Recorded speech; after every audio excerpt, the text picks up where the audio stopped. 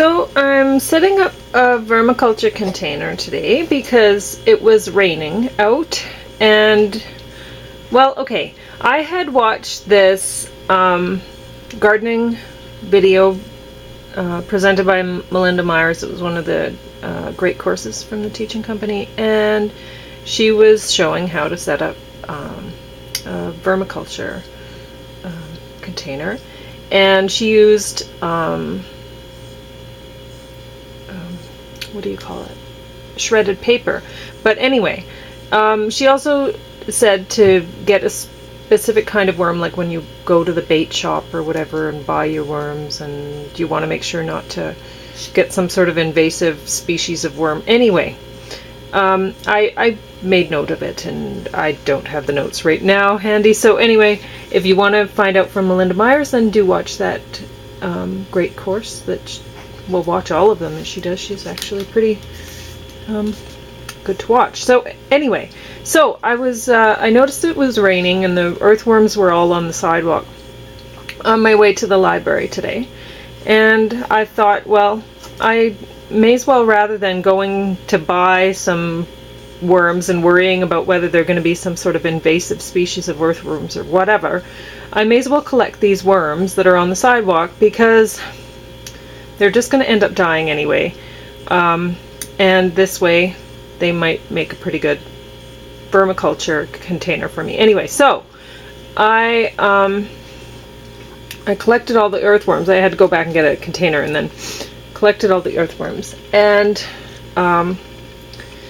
so I went to the library on one side of the street, went back from the library on the other side of the street, and I got all the worms that I could get that weren't squished. Some had already been walked on and stuff like that. Anyway, at the library they did not have shredded paper. I guess they contract that out, and so I just ripped up a flyer that they had there and put it in with the earthworms, and they were crawling all over the place and trying to get out of the, some of them did get out of the container, but nobody freaked out at me. And so anyway, I think I got them all back in, or the container, before I left the library, I hope.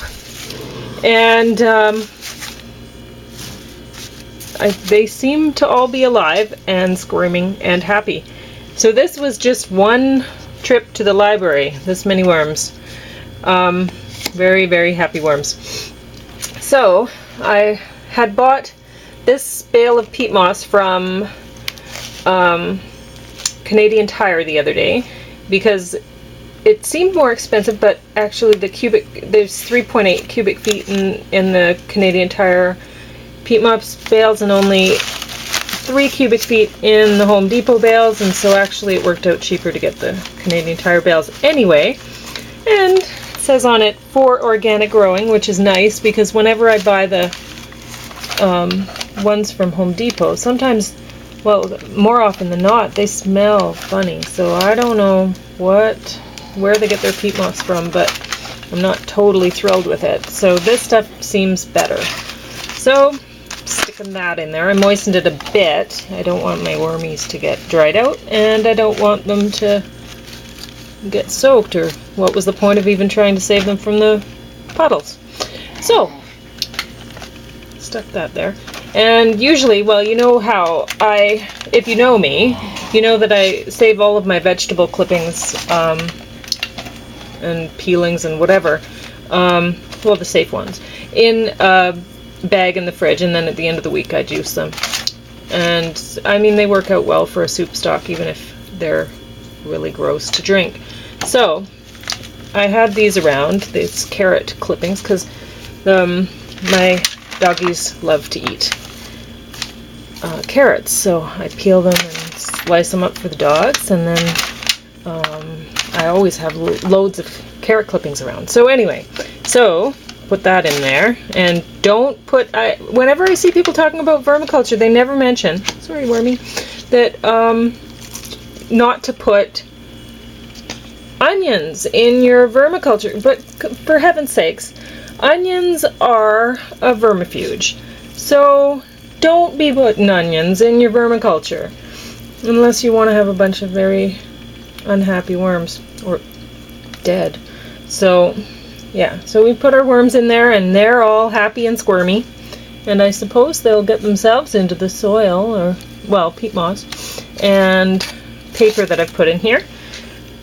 And I'm gonna close this because these little guys are escape artists. They were trying to get out all over the place. So there we go. Free little project, and then I can add their waste to the beautiful compost to my peat bales, along with whatever other amendments I'm going to add. And well, I'll talk about that later when I do it. I will video it and then let you know. So there's my worms. Happy little worms, going to move into the carrots and the peat and have a happy life, I hope. Okay.